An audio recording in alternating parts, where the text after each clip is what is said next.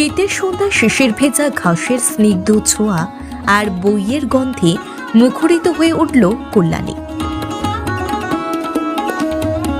শুক্রবার সন্ধ্যায় আনুষ্ঠানিকভাবে শুভ উদ্বোধন হলো 29তম কল্যাণী বইমেলার। গোটা রাজ্যের সর্ববৃহৎ বেসরকারি বইমেলা। এই মেলা রাজ্যবাসীর কাছে শুধু একটি অনুষ্ঠান নয়, বরং এক আবেগের উৎসব। এদিন বইমেলার শুভ উদ্বোধন করেন অধ্যাপক ও চলচ্চিত্র বিশেষজ্ঞ সঞ্জয় মুখোপাধ্যায়। প্রধান অতিথি হিসেবে উপস্থিত ছিলেন বিশিষ্ট শিক্ষাবিদ অধ্যাপক পবিত্র সরকার। অনুষ্ঠানে উপস্থিত ছিলেন কল্যাণী বইমেলা কমিটির সকল সদস্য ও বিশিষ্ট অতিথিবৃন্দ। এবছর 29তম বর্ষে বইমেলা কমিটির ভাবনার কেন্দ্রে রয়েছেন কিংবদন্তি চলচ্চিত্রকার ঋত্বিক ঘটক। তার জন্ম শতবর্ষকে স্মরণ করেই এবারের মেলার থিম নির্ধারিত হয়েছে। উদ্বোধনী অনুষ্ঠানে অতিথিরা 29 বার ঘণ্টা বাজিয়ে ও প্রদীপ প্রজ্বলনের মাধ্যমে বইমেলার আনুষ্ঠানিক সূচনা করে। 19 ডিসেম্বর থেকে 29 ডিসেম্বর পর্যন্ত চলবে এই বইমেলা। নদিয়া জেলার বাসিন্দাদের পাশাপাশি পার্শ্ববর্তী জেলার মানুষদের কাছেও এই বইমেলা এক সাংস্কৃতিক মিলনক্ষেত্র। বই কিনুন, বই পড়ুন, বই পড়ান, এই মূল মন্ত্রকে সামনে রেখেই কল্যাণী বইমেলা কমিটি প্রতি বছর এই সাহিত্য উৎসবের আয়োজন করে আসছে। রাজ্য তথা দেশের বিভিন্ন নামী প্রকাশনা সংস্থা ও প্রকাশকেরা এবছরও মেলায় অংশগ্রহণ করেছেন। উদ্বোধনী অনুষ্ঠানের পাশাপাশি মেলার মূল মঞ্চ থেকে অতিথিদের হাত ধরে প্রকাশ করা হয় 8টি কবিত বিভিন্ন ধরনের বই।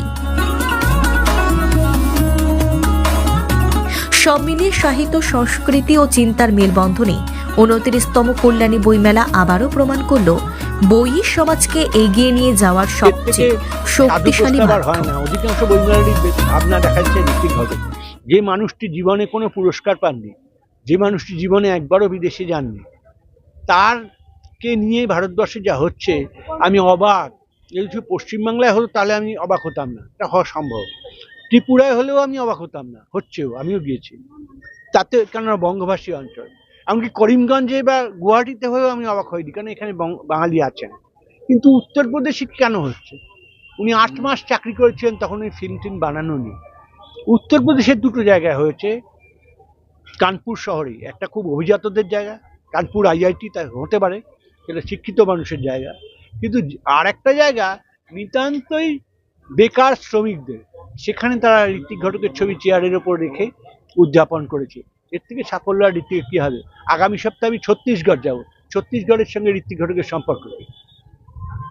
ঋত্বিক ঘটক একটা হিন্দি ছবিও বানাননি, একটা অন্য ভাষার ছবিও বানাননি, বাংলা ছবি বানিয়েছেন, এবং তার যা সংলাপ পথ তা অনেক বাঙালি বোঝে না, কারণ পূর্ববঙ্গের ভাষা।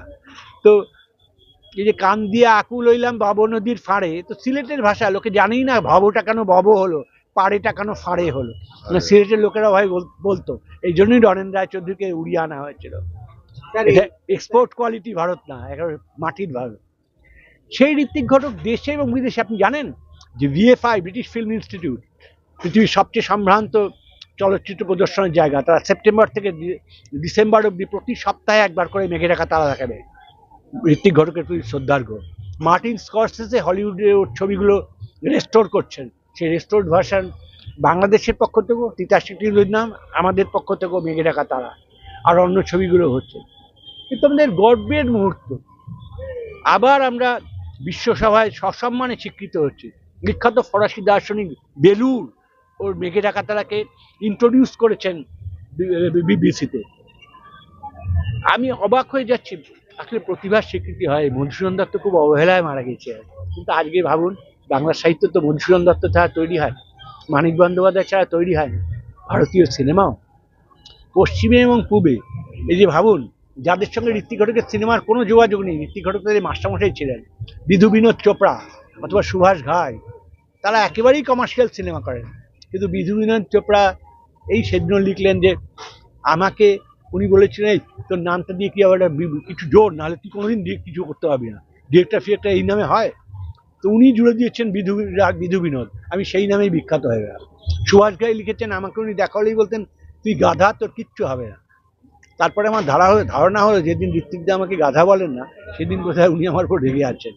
তা আমি সেই গাধা নামটা নেই, সম্বল করেই বেঁচে আছি। এই যে জায়গাগুলো, ঋত্বিকের গ্রহণীয়তা সর্বস্তরে, মুম্বাইতে, কলকাতায় এবং বিদেশে। এই জায়গাটায় যে কল্যাণী বইমেলা তার শরিক হয়েছে, এটা আমাদের সকলের পক্ষে আনন্দ। কল্যাণী আমার খুব প্রিয় জায়গা, বহুবার এসেছি বিশ্ববিদ্যালয়ে এবং অন্যান্য জায়গা। প্রায় এই বইমেলাতেও আমি আগে এসেছি। আমার সবসময় কল্যাণীতে আসতে ভালো লাগে, আর মানুষগুলো আমাকে ভালোবাসে, এইটা আমি টের পাই। তার ফলে ভালোবাসার টানে ওই আমার স্ত্রী বলতেন যে আমাকে দড়ি দিয়ে বেঁধে রাখা যায় না ঘরে, যদি ভালোবাসার টানে কেউ ডাকে। তো এইরকম আমি আসবো, যতদিন পারবো আসবো। তুমি কেন এত চিন্তা করছো বলো তো? সামনেই মেয়ের বিয়ের এত খরচ, সোনার দাম দেখেছো? নিউ মথুরা প্রসাদ জুয়েলার্সে একদম পেপারের দরে সোনার গহনা পাওয়া যায়, আর মজুরি একদম আমাদের সাধ্যের মধ্যে। তাই তবে চলো আজই যাই। বিয়ে বা যে কোনো অনুষ্ঠানে সোনার গহনা মানে নিউ মথুরা প্রসাদ জুয়েলার্স। এখানে কাগজের দরে ও অতি কম মজুরিতে সোনার গহনা পাওয়া যায়। নিউ মথুরা প্রসাদ জুয়েলার্স, কাঁচরাপাড়া।